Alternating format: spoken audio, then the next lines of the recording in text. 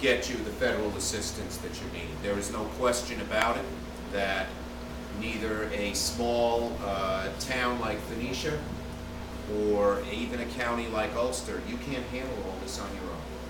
And traditionally, the federal government has stepped up to the plate. When there have been problems in Missouri with the tornado, when there were problems with Louisiana, with the hurricane, New Yorkers didn't say no, not us. We expect the nation to be on our side. Now, you've gotten FEMA, I have found to be a very good agency in the sense that they don't try to stand in the way. In other words, they tend to be flexible. Some of these federal agencies, they say you didn't dot the I or cross the T, forget it. FEMA looks for ways to help. And that's why I'm very proud to have brought one of the top FEMA executives from our region. She is the head of Region 2, which is New York and New Jersey.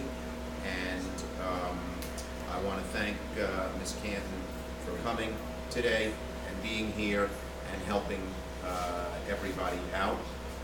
She is looking at the problems, and then our job, now that you've gotten both the public assistance and individual assistance, our job is to make sure it's delivered and delivered quickly.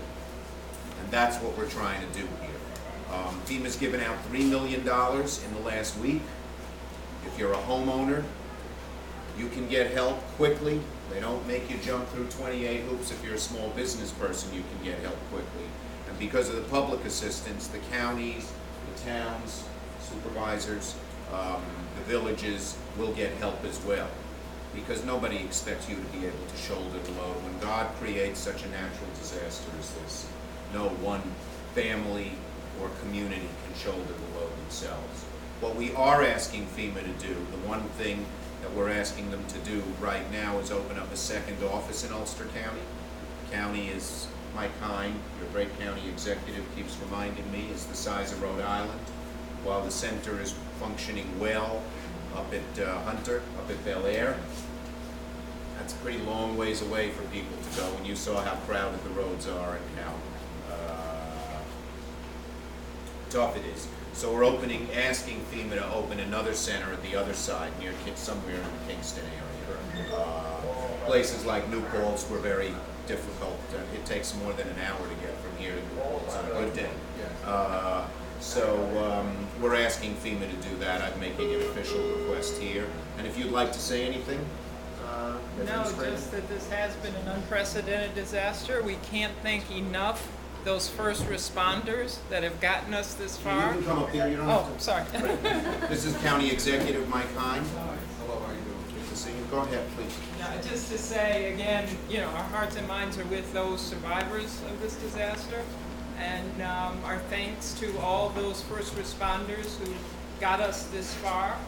And as such, we'll be partners with the state and your county to get us the rest of the way so we can rebuild. And again, I will stay on top of every federal agency.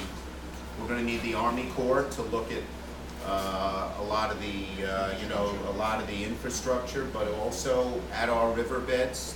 A lot of them have changed. What kind of changes will be needed? There's a lot of different things to do after a terrible disaster like this, but we will do it. I've seen so much here. You go to a home, even if the home is standing, if the water's invaded and you see out front everything that was inside the home, it's like turning your life inside out. The picture of grandma and grandpa at their wedding, the only one left, gone.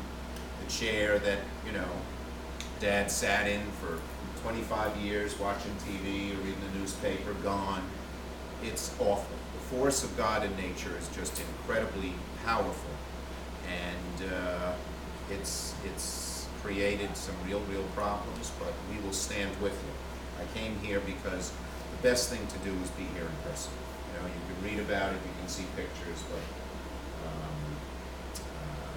it's much better to be here and witness it and talk to the folks, and that's why I'm here, as well as affirming to you that I will go to bat for this county.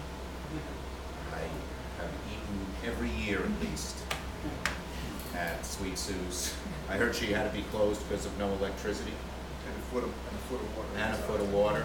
So I know Phoenicia quite well. When our family often goes on vacation, we'll go out of our way to drive through Phoenicia so we can have pancakes here. I have a cousin in Ashoka, and of course I know Kingston. So I know the damage that's been done here. And we will be there for you because you're doing a great job, but you can't do it all by yourselves.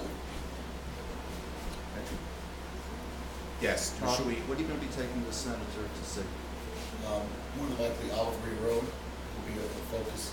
I'm sure he came up 28 and saw the devastation starting did. with Tremper. Hey, we went down the wrong road and couldn't get into town.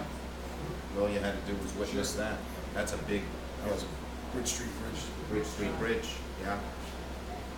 So we've seen a lot on 28. We've seen the railroad tracks underwater. No, we're probably going to take Seen the the creek. Fox Hollow Road where that house came off the foundation spot and the sheriff's dive team saved those folks along with the fire department. We'll show that. One of the amazing things here with all the tragedy is that there have been as few injuries and deaths throughout our state as there have been, praise God. And so it's tough. It's tough. If you folks from the media, since we're so late, have questions, I can answer some of them now if you want, or you're welcome to come along with us. The, up in Wyndham, there was complaints that a lot of the flooding had to do with the Gilboa Dam overflowing. In Hurley and Marbletown, the complaints were that the flooding could have been resolved a lot easier if the Ashoka Reservoir broke down sooner and lower. Out in Accord, there was concern that the Rondout Reservoir could have been brought down sooner and lower. I will be taking up these complaints with New York City. I will tell you about the Gilboa Dam. I worked for years with others in Schoharie County to get it somewhat strengthened, and thank God it did. One of my concerns, I woke up at 3 in the morning after hearing the storm and called up my office, says the Gilboa Dam holding. I know how important that is.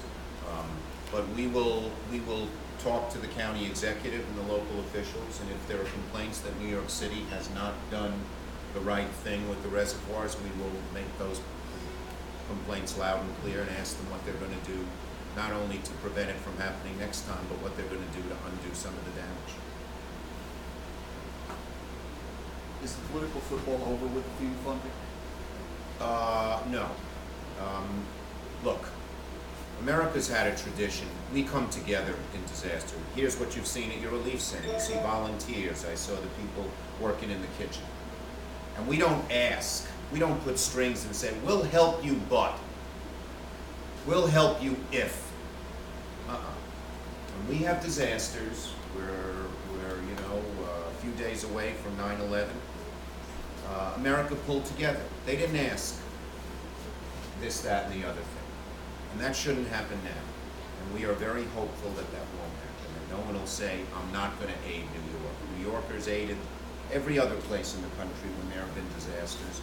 And I'm hopeful that there will be no political football or political game. And within the first several weeks when we get back, we will give FEMA all the money it needs. You know, right now, to help here, they've stopped helping in Joplin, Missouri. They're so short of funding. We will put on the floor a measure to give them funding, no strings attached, all the funding they need, and hopefully it will pass with a large bipartisan majority.